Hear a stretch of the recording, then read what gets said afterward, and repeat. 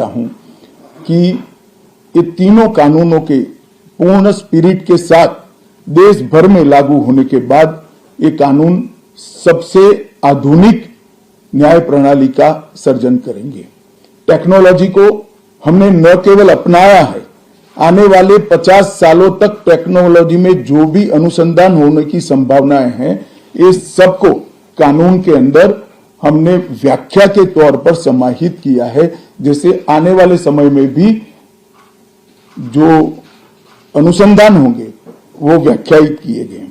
ये विश्व की सबसे आधुनिक न्याय प्रणाली बनेगी, इसका मुझे विश्वास है। कंप्यूटराइजेशन की प्रक्रिया ऑलरेडी पूरी हो गई है। 99.9% थाने कंप्यूटराइज हो चुके हैं। ई रिकॉर्ड जनरेट करने की प्रक्रिया भी हमने 2019 से ही चालू कर दी थी। 0 एफआईआर, ई एफआईआर, चार्जशीट और जवाब, ये सभी डिजिटल होगा। किसी को बड़े बड़े जेरोक्स निकालकर करने की जरूरत नहीं है। 1 लाख पेज की चार्जशीट भी एक छोटे से पेन ड्राइव से जजेस के सामने जाएगी और पक्षकर्ताओं को दिए जाएगी।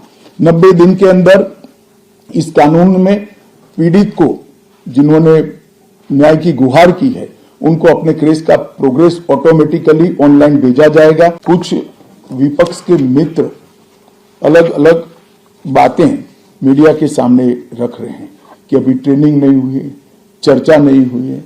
मैं आप सभी को बताना चाहता हूं कि लोकसभा में कुल मिलाकर 9 घंटा और 29 मिनट चर्चा हुई है। 34 सदस्यों ने इसके अंदर पार्टिसिपेट किया है। राज्यसभा में 6 घंटा और 70 मिनट चर्चा हुई।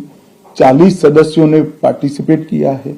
एक ये भी झूठ चलाया जा रहा है कि सबको बाल निकालने के बाद ये बिल लाया गया। बिल बिजनेस एडवाइजरी कमेटी में पहले से निश्चित था।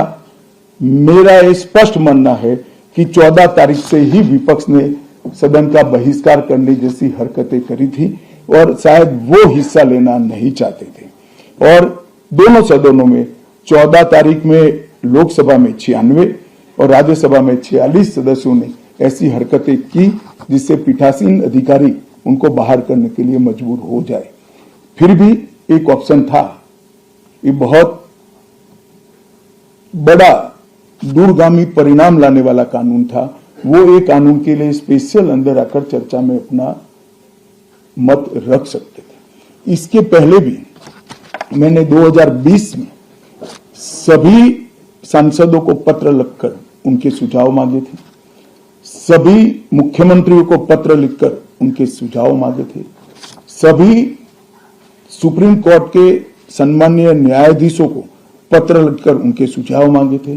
सभी हाई कोर्ट के चीफ जस्टिस को पत्र लिखकर सुझाव मांगे थे। गृह सचिव जी ने सभी आईपीएस अफसरों से सुझाव मांगे थे।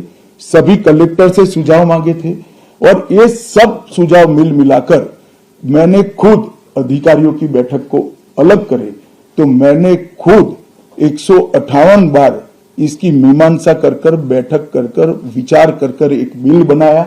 ये बिल को भी संसद ने ऐसे ही पारित नहीं किया है। गृह विभाग की समिति के पास ये बिल को भेजा गया। 2.5 महीना या तो 3 महीना इस पर विशद चर्चा हुई। सभी दल के सांसदों ने इसके अंदर हिस्सा लिया है, अपने सुझावों को रखा है। 4-5 पॉलिटिकल स्टाइल के सुझाव छोड़कर मैं दावे से कह सकता हूं हर सुझाव को समाहित कर 93 बदलाव कर बिल को फिर से कैबिनेट ने पारित किया और पारित करने के बाद सदन के सामने रखा गया। इतने बड़े सदियों के बाद हो रहे सुधार को पॉलिटिकल कलर देना मैं मानता हूं ठीक नहीं है। मेरे तो सभी विपक्ष के साथियों से विनती है, पॉलिटिक्स करने के ढेर सारे मुद्दे हैं, आराम से करिए पॉलिटिक्स, कोई चिंता नहीं, हम भी जवाब देंगे। मगर ये कानून देश के 140 करोड़ नागरिकों को संविधान का जो स्पिरिट है, न्याय और आत्मसम्मान, वो समय पर दिलाने की एक एक्सरसाइज है। तो आप सभी लोग इसमें कोऑपरेट करिए और मैं मानता हूं कि जिसको भी कुछ कहना है, मेरा दफ्तर हमेशा खुला है, मैं अवेलेबल हूं। मिलने से पहले रोड पर जाना मैं मानता हूं ठीक नहीं है। बढ़ाया गया है। मैं स्पष्ट कर देना चाहता हूं कि नए कानूनों के तहत, बीएनएस के तहत रिमांड का समय 15 दिन का ही है। मैं आप लोगों के सामने डिटेल में बताना चाहता हूं, आरोपी को आज पुलिस ने कस्टडी में लिया, कोर्ट ने रिमांड दे दी और आरोपी अस्पताल में भर्ती हो जाता है और 15 दिन तक अस्पताल में रहेगा, तो क्या इसकी पूछताछ ही नहीं होगी? पूछताछ करनी चाहिए या नहीं करनी चाहिए? इसलिए हमने प्रावधान किया है कि 60 दिन की अपर लिमिट के अंदर पुलिस इसका रिमांड ले सकती है, वरना उसको तो जुडिशियल कस्टडी में जेल में पहले भी रहना था और बाद में भी रहना है। एक दूसरा आरोपी पकड़ा जाता है, पुलिस को दोनों को इकट्ठा करके पूछताछ करनी है, तो कैसे करेगी? तो 15 दिन की लिमिट को हमने नहीं बढ़ाया है, रिमांड 15 दिन की ही होगी। 60 दिन के भीतर एक या दो टुकड़ों में आप 15 दिन की रिमांड ले सकते हैं। भ्रांति फैलाई जा रही है कि रिमांड का पीरियड बढ़ाया गया है। कृपया मैं आप सबसे निवेदन करता हूं कि इसको आप क्लैरिफाई करिएगा, जिससे जनता में गलत बात न जाए।